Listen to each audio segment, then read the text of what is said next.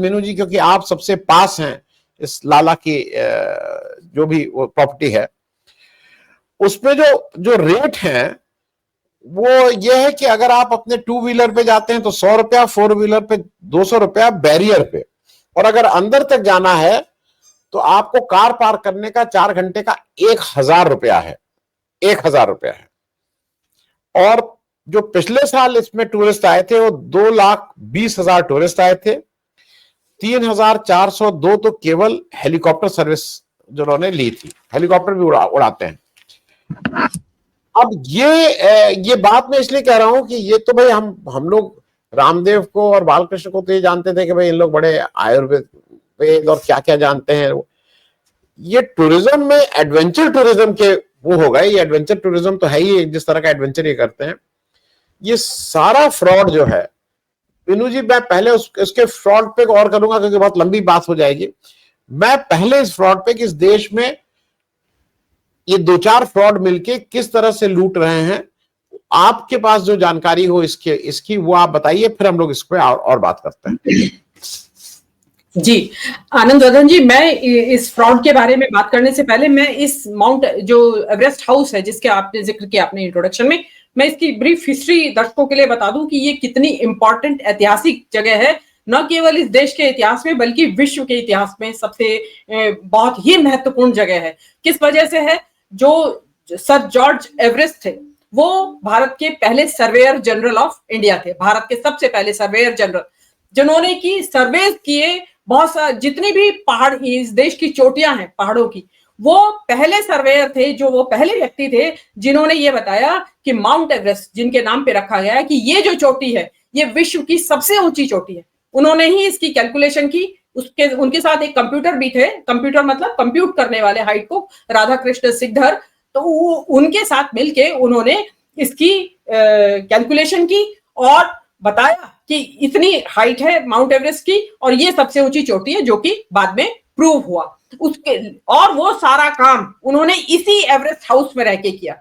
वो यहाँ पे 1830 से लेकर 1843 तक इस एवरेस्ट हाउस में रहे। उनकी ये प्राइवेट प्रॉपर्टी थी, पार्क एस्टेट इसको कहा जाता है, करीब 140 एकड़ के करीब वो इलाका है।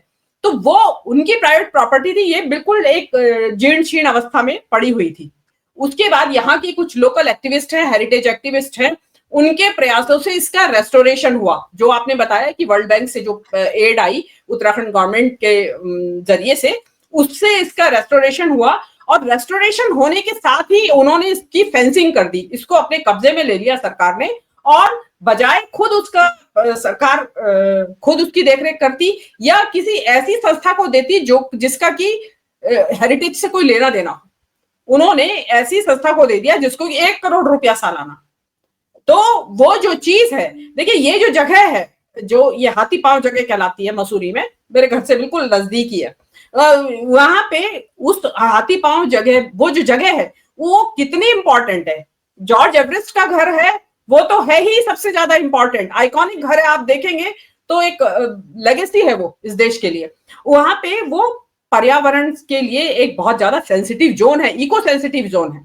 वो इस देश की, ना केवल इस देश की बल्कि हिस्ट्री, विश्व की एक हिस्ट्री की एक वो एक धरोहर है वो जगह। उसके अलावा आप वहां पे एडवेंचर टूरिज्म, जिसमें कि बर्डिंग के लिए आते हैं लोग, बर्ड वॉचिंग के लिए वहां पे आते हैं, ट्रैकिंग के लिए लोग जाते हैं वहां पे, वो इतनी सेंसिटिव 3-4 चीजें हैं। उसमें से किसी एक में भी मुझे बता दीजिए कि बाबा रामदेव या बालकृष्ण की किसी एक में भी एक्सपर्टीज हो तो ये उसी तरीके से है जैसे कि राफेल के लिए अंबानी को कॉन्ट्रैक्ट दे देना। ये इस सरकार के अंदर है, बीमारी है कि बिल्कुल जिन लोगों को जिस फील्ड का अनुभव नहीं, वो उसके हाथ में थमा दिया।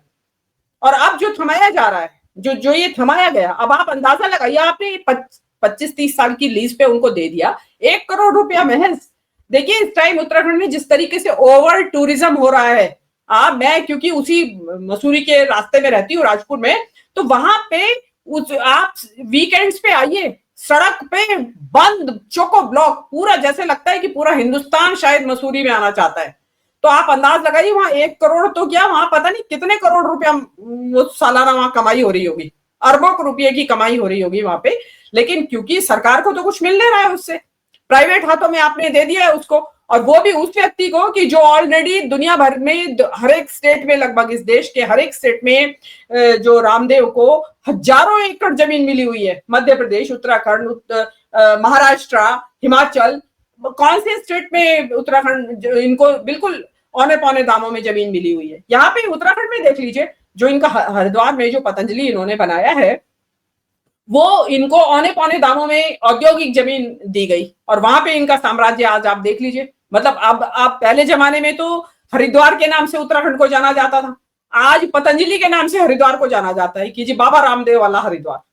ये स्थिति हो गई है। बाबा रामदेव वहां हर एक चप्पे चप्पे के ऊपर उसके ऊपर काबिज है। और देखिए, बाबा रामदेव जब तक अपना योग का काम कर रहे थे, दवाएं बांट रहे थे, दुनिया का, देश का स्वास्थ्य की रक्षा कर रहे थे, तब तक ठीक था। उसके बाद से तो ये पूरे एक धंधेबाज बाबा बन गए हैं। मैं तो ये कहती हूँ कि ये हमारे देश का 2014 के बाद का पहला बाबा है जो कि व्यापारी है। इससे पहले बाबा अपना धर्म बेचते थे, खाली धर्म की योग बेच लिया, धर्म के प्रभावना कर लिया, अध्यात्म बेच लिया। लेकिन ये जो बाबा है, ये जीन्स भी बेचता है, ये मैगी नूडल्स भी बेचता है, ये आटा, घी और और तो और ये आपको ध्यान होगा, शरबत जिहाद करा था इसने अभी, ये हमदर्द का मुआवजा के लिए। मतलब ये, हाँ जी, हाँ जी, हर चीज में और हर विषय पे अपना वो देता है। याद होगा आपको कि 40 रुपए लीटर हो जाएगा तेल, जो अगर 2014 के बाद, या जो डॉलर है वो 30 रुपए में मिलेगा, एक डॉलर। ये वो बाबा है। हर चीज की, ये राजनीति में क्योंकि एंटर कर गए हैं बाबा, और उसके साथ धंधेबाज बाबा हैं, तो इसलिए ये अब वो बाबा रह नहीं गए। जो आपने सही कहा, ये तो व्यापारी है, व्यापारी रामदेव है। बस ये है कि कपड़े भगवा पहनते हैं, उनको भगवा रंग पसंद है, इसलिए वो भगवा रंग के कपड़े पहन लेते हैं। अदरवाइज बाकी उनकी जो सब एक्टिविटीज हैं, वो सब तो ये धंधेबाजों वाली हैं। मतलब आपने इवन आपने फ्रॉड तक करे, आपने कोरोनिल की दवाई बना दी जिसका कि कोई वैज्ञानिक सत्य नहीं जिसके पीछे, और आपने उसकी बिकी और सरकार ने उसका एंडोर्स किया, मंत्री उसका लॉन्चिंग कर रहे थे, अगर आपको ध्यान हो, कोविड के दौरान। तो ऐसे बाबा जिनको की सरकार का संरक्षण प्राप्त है, तो उनको अगर इस तरह से औने पौने दामों में जमीनें मिल जाएंगी, इस तरह के ठेके मिल जाएंगे। और जो आपने बताया कि ये तो ये हो गया कि टूरिस्ट के लिए इन्होंने फी लगाई है, जो ये जो कंजर्वेशन जो एक्टिविस्ट है लोकल, उनका बताना है कि वो जो प्रॉपर्टी है जॉर्ज एवरेस्ट की, वहां से होके आसपास के गांवों के लोगों का लिए वो आम रास्ता था, वहां से होके अपने गांव जाते थे।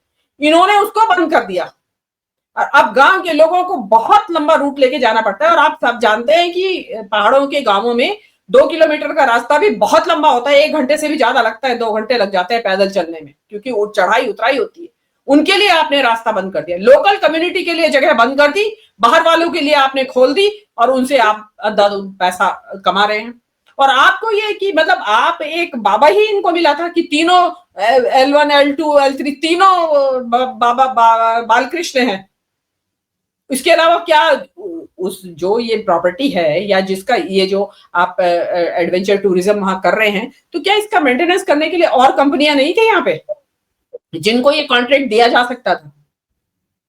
लेकिन क्योंकि बाबा का जो है ऊपर तक पहुंच है, हो सकता है कि देखिए आजकल तो इलेक्टोरल बॉन्ड्स का धंधा इस समय तक हो रहा था, 2022 की ये घटना है, उस टाइम तो इलेक्टोरल बॉन्ड का धंधा पूरे पीक पे था। अब क्या मालूम कितना पैसा आया होगा इलेक्टोरल बॉन्ड में, जिसके एवज में ये कॉन्ट्रैक्ट मिला है, कोई जानता नहीं है। ये तो कोई और नया कोई इन्वेस्टिगेटिव जर्नलिज्म करेगा तो आपके सामने वो बात आएगी। जी।